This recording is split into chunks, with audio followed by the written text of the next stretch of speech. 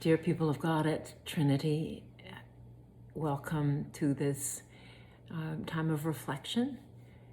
It's not quite New Year's Eve yet this week, but I don't know anybody who, after this relentless year, isn't looking forward to letting go of 2020 and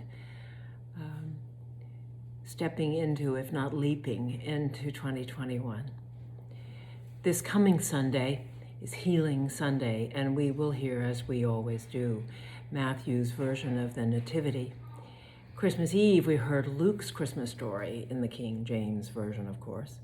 And last week we heard John's story. In Luke, Jesus' birth is proclaimed by angels to Jewish shepherds. In Matthew, the good news is revealed to Gentiles, to magi, by a star, by scripture, and by dreams. Much has been made of this Magi story, about which we know so very little. From Botticelli to T.S. Eliot, O. Henry to James Taylor, poets, artists, and singers have imagined the story of the Magi better, I think, than scholars. We do not know where the Magi came from, how long they traveled to Bethlehem, or how old Jesus is by the time they actually arrive. We're not even certain about Matthew's famous star. Are they magi following a comet, or perhaps a planetary conjunction of Jupiter and Saturn? With the help of the storyteller and preacher Barbara Brown Taylor and the poet and artist Jan Richardson, I want to spend some time with you imagining who these magi were, about their journey. Let's imagine what it was like to follow the star to Bethlehem, to be in the presence of the living God of love, and then to go home by another way. First, Barbara Brown Taylor. Once upon a time, there are three very wise scholars of the natural sciences. One lives in modern Iran or Iraq, another in Arabia, and a third in India. They're sitting around in their own countries, minding their own business, when a bright star lodges in the right eye of each of them. It's so bright that none can tell whether it's burning in the sky or in their imaginations. But they are wise enough to know that it does not matter. The point is, something beyond them is calling them, and it is a tug they have been waiting for all their lives. And so they set out one by one. They each believe they're the only one with a star in their eye, until they all run into one another on the road to Jerusalem.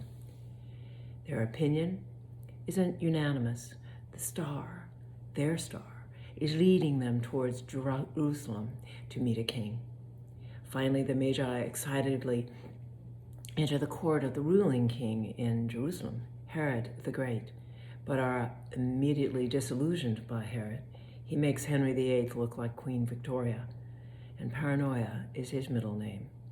The Magi immediately sense that this is not the one they are seeking, but they naively ask Herod if he knows of any other kings in the general area. Herod steps into his chapel and confers with his clergy, who whip out their concordances. Yes, there is a little something in the books of Micah and Samuel about a new leader coming out of Jerusalem, a ruler, but nothing to get excited about. Prophecy's been there a long time. It seems unlikely, but why not send those foreigners to Bethlehem to do the reconnaissance work? It's a perfectly nice place when the Magi arrive, but not the kind of home they are expecting to find a king in. With arms full of gifts, they crowd into the small space, but all they can see is this baby who's not afraid, and whose right eye shines with the same star they have seen since they left home. They get on their knees and they worship him, and then they give him the treasured gifts. Gold, frankincense, and myrrh, none of the things you would usually bring to a baby shower. Then, to the wise one's delight, the child's mother picks him up and hands him around so that each one of them holds that damp, shining bundle in his arms. In the morning, the wise men cannot find their star anymore. They look in all the corners and under the chairs, but after an initial panic, they say, "Never mind. We do not need it anymore. We have found what we are looking for, and we cannot lose it." As much as we hate to, we'd better be on our way. No, we will not be going back through Jerusalem. All three have a dream saying, find a new way home. None of your old maps will work anymore.